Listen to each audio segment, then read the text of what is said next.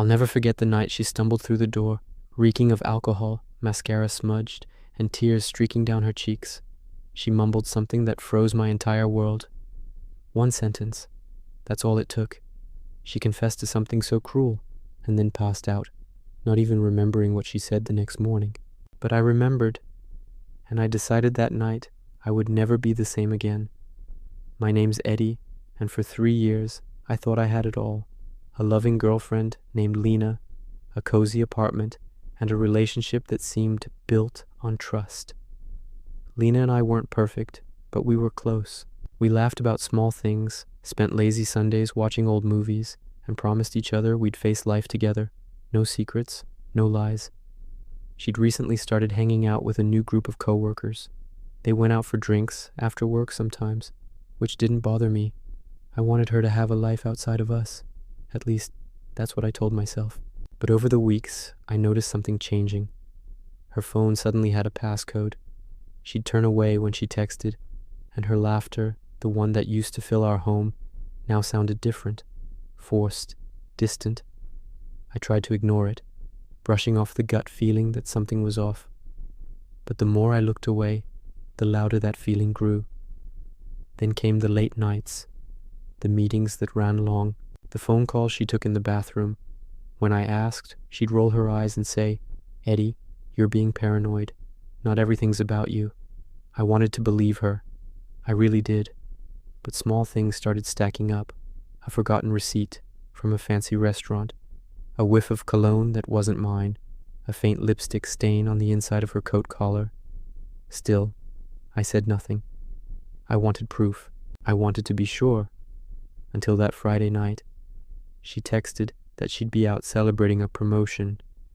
I congratulated her, wished her fun, and waited up like I always did. But when the door finally opened close to 1 a.m., she wasn't her usual polished self.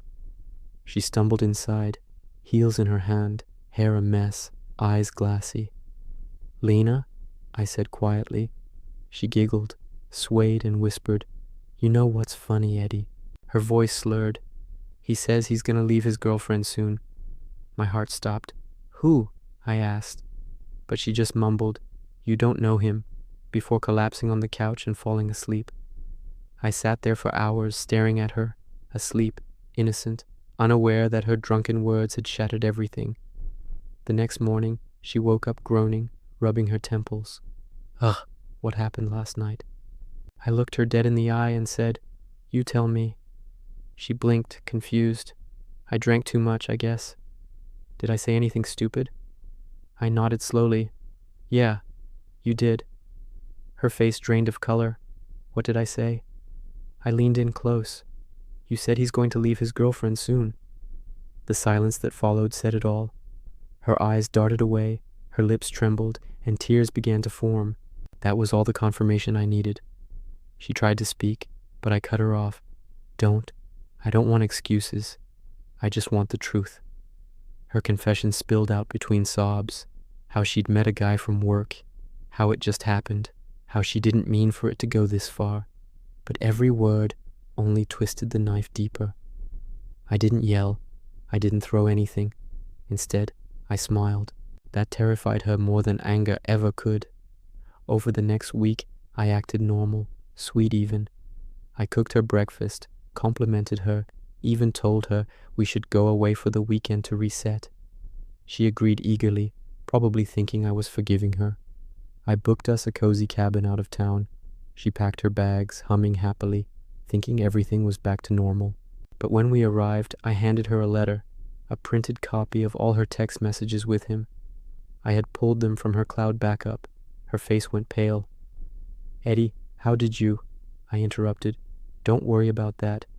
Just read the note at the bottom. It said, 'This weekend isn't for us.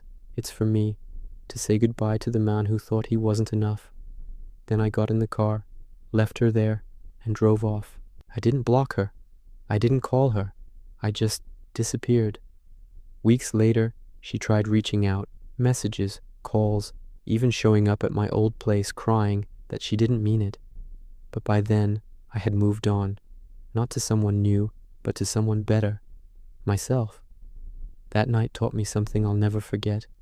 You can't love someone into loyalty. You can't trust words over actions. And sometimes, silence is the loudest revenge of all. So to anyone who's ever been betrayed, don't waste your time seeking closure from someone who broke you. Be your own closure, because the best revenge is peace. Subscribe to SilkMirror for more real-life stories of heartbreak, revenge, and transformation.